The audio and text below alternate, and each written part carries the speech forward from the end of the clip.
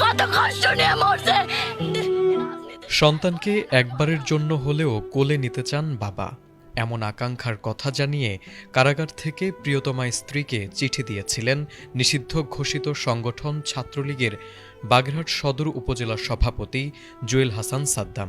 স্ত্রীর কাছে লেখা সেই চিঠিতে ছিল তার স্বপ্ন, অপেক্ষা আর ভালোবাসা। শেষ পর্যন্ত তার সেই ইচ্ছা পূরণ হয়েছে ঠিকই, কিন্তু জীবিত সন্তানের নয়, কোলে এসেছে ৯ মাস বয়সী সন্তান নাজিফের নিথর দেহ।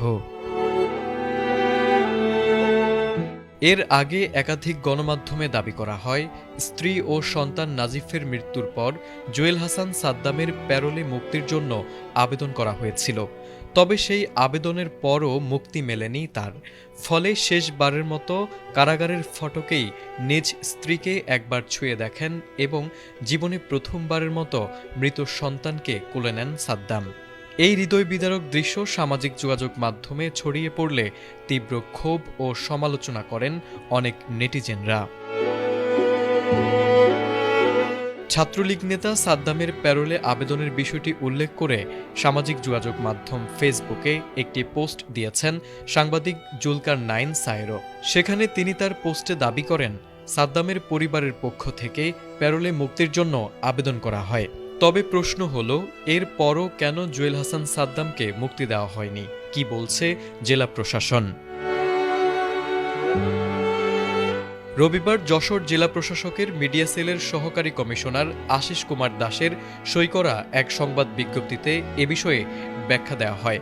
বিজ্ঞপ্তিতে বলা হয়, জুয়েল হাসান সাদ্দামের স্ত্রী ও সন্তানের মৃত্যুর ঘটনায় পরিবারের পক্ষ থেকে যশোর জেলা ম্যাজিস্ট্রেট বা যশোর কেন্দ্রীয় কারাগার কর্তৃপক্ষের কাছে প্যারোলে মুক্তির কোনো লিখিত আবেদন করা হয়নি এবং সময় স্বল্পতার কারণে পরিবারের সিদ্ধান্তে প্যারোলে মুক্তির আবেদন না করে কারা ফটকেই লাশ দেখানোর ব্যবস্থা করা হয়।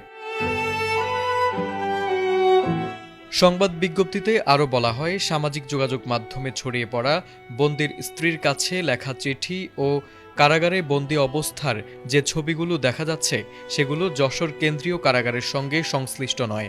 পাশাপাশি আবেদন করা সত্ত্বেও প্যারোলে মুক্তি দেওয়া হয়নি এ ধরনের তথ্য সঠিক নয় বলে দাবি করা হয়।